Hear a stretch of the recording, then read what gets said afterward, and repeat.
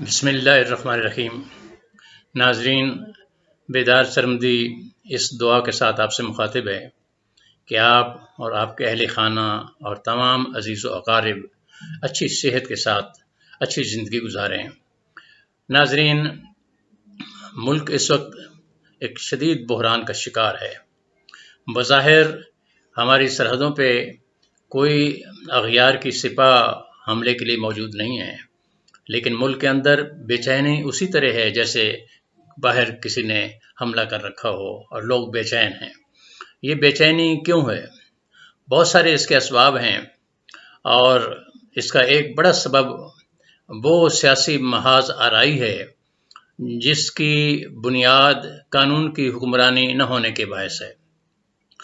لوگوں سے غلطیاں ہوتی ہیں اور ان کو اپنے کیے کی سزا بھی ملتی ہے، لیکن اگر سب کچھ قانون کے مطابق ہو تو کسی کو انگلی اٹھانے کا موقع نہیں ملتا۔ ہماری تاریخ ایسے واقعات سے بھری پڑی ہے کہ جہاں خود پولیس کے یعنی قانون نافذ کرنے والے اداروں نے قانون کا مذاق اڑایا اور اپنی حدود سے تجاوز کیا۔ ہمارے سیاستدانوں کو ہمیشہ جب وہ اپوزیشن میں ہوتے ہیں تو یہ شکایت رہی ہے کہ حکمران طبقہ پولیس کو ان کے خلاف استعمال کرتا ہے، لیکن جب وہی اقتدار میں آتے ہیں تو پھر اسی طرح کیا جاتا ہے جس کی شکایت کی جا رہی ہوتی ہے۔ اب تو عام عوام سے اگر پوچھا جائے تو وہ کہتے ہیں کہ جی قانون بالکل سرے سے وجود ہی نہیں رکھتا۔ وہ کہتے ہیں کہ جی غریب کا قانون اور ہے، امیر کا قانون اور ہے۔ اس کی ایک مثال گزشتہ روز فیصل آباد میں ہونے والے واقعے کی ہے، جس میں مبینہ طور پر جو اس واقعے کا بڑا ملزم ہے اس نے پوری ضمانت کرا لی ہے۔ پولیس نے اس کی بیٹی کو گرفتار کیا ہے، لیکن پہلے ایک سینئر ہمارے صحافی حامد میر کے بقول کہ وہ اتنا با اثر تھا کہ اس نے اپنی بیٹی کی بجائے پولیس کو ایک اور لڑکی حوالے کر دی تاکہ اس کی بیٹی بچ جائے۔ یہ مذاق ہے، یہ قانون کی حکمرانی کا مذاق ہے۔ ایک ہوا کی بیٹی کو جس انداز سے ذلیل کیا گیا، تو پہلے تو ہمارے ہاں روایت تھی کہ ایسے واقعات پہ فوراً نوٹس لیا جاتا تھا، سپریم کورٹ فوراً کارروائی کرتی تھی، اس لیے کہ ایسے واقعات روٹین کی کارروائی کے متقاضی نہیں ہوتے۔ لیکن بہرحال اب دیکھنا یہ ہے کہ اس کا کیا انجام ہوتا ہے۔ لوگ گرفتار کیے گئے ہیں، ملزمان گرفتار کیے گئے ہیں، لیکن میرا اس وقت مقصد اس واقعے کو ایک حوالے کے طور پہ ذکر کرنا تھا۔ ایک حوالے کے طور پہ ویسے ایک اور بھی ذکر کیا جا سکتا ہے کہ ساری یعنی پاکستان کے عوام گواہ ہیں کہ اسی لاہور میں 17 جون 2014 کو کیا ہوا تھا۔ میں یہ نہیں کہتا، اگرچہ الزام لگایا جاتا ہے کہ موجودہ جو ہمارے وزیر داخلہ ہیں وہ سارے ان جتنے قتل ہوئے اس کے وہ ذمہ دار ہیں۔ بالواسطہ وہی ذمہ دار ہوتے ہیں، چونکہ جو ساری سپاہ ہوتی ہے، جو ادارے ہوتے ہیں، اگر کوئی وزیر داخلہ ہو تو اس کے ماتحت ہوتے ہیں۔ لیکن وہاں بھی یہ ایک صورتحال اور بھی تھی کہ پولیس کے جو مقامی حکام تھے انہوں نے جتنا آرڈر ملا تھا اس سے کئی گنا زیادہ کام دکھا دیا اپنے نمبر بنانے کے لیے، اچھی پوسٹنگ لینے کے لیے، شاباش لینے کے لیے۔ تو یہ المیہ رہا ہے۔ اب یہ المیہ ابھی تازہ دہرایا گیا ہے شہباز گل کے کیس میں۔ قانون اجازت نہیں دیتا کہ آپ کسی کو اگر جسمانی ریمانڈ بھی لیں تو اس پہ تشدد کریں۔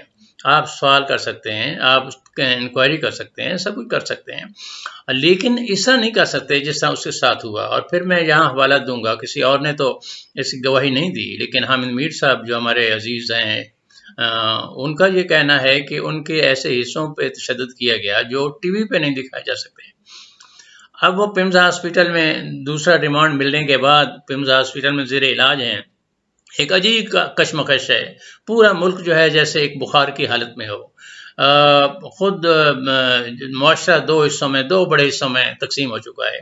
ایک طرف وفاق میں حکمران طبقہ اور ان کی حامی سیاسی جماعتیں ہیں، اور یہ بھی وفاق میں یعنی ایک حکمران اتحاد بھی عجیب ہے کہ اس کے ایک یعنی جو دو بلکہ ایسے کردار بھی ہیں جیسے محسن داوڑ صاحب ہیں کہ وہ کھلا فوج کے خلاف اب بھی اکسا رہے ہیں، آرمی میں بھی، اسمبلی میں بھی بیٹھے ہیں، ان کے ساتھ خصوصی رعایت کر کے ان کو یعنی حکومت میں بھی شامل کیا گیا ہے۔ لیکن وہ اپنا وہ انداز جو پرانا ہے جس کے حوالے سے ان پہ الزام لگتا ہے کہ وہ باہر کی طاقتوں کے اعلی غار ہیں، اس سے باز نہیں آ رہے، لیکن ان کے خلاف کوئی کارروائی نہیں ہو رہی، قانون وہاں خاموش ہے۔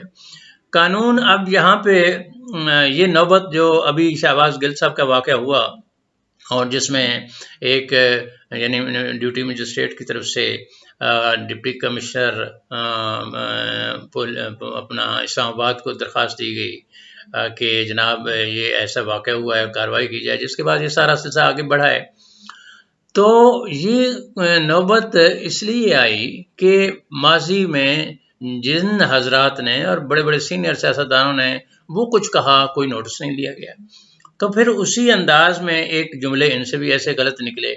تو یہ واقعہ جو ہے میں پہلے کئی بار کہہ چکا ہوں کہ اس کو فوری طور پہ آرام سے سمیٹ لینا چاہیے تھا، گرد نہیں اڑنی چاہیے تھی، لیکن اب ان پہ جس طرح پولیس کا تشدد ہوا ہے اور جس انداز کا ہوا ہے اور جس طرح قانون کو ہاتھ میں لیا گیا ہے اور جس طرح پولیس کے متعلقہ لوگوں نے، جو اسلام آباد پولیس ہے، اگرچہ انہوں نے ایک پریس ریلیز جاری کیا کہ جی ہم نے تو کچھ نہیں کیا، لیکن وہ سارا ظاہر ہے، اب ڈاکٹروں نے اس کی گواہی دے دی ہے، اور پھر انہوں نے عدالت میں بھی پہلے دن جب ان کو پیش کیا گیا تو انہوں نے کپڑے اٹھا کر اپنا وہ دکھایا کہ ان پہ کتنا تشدد کیا گیا ہے۔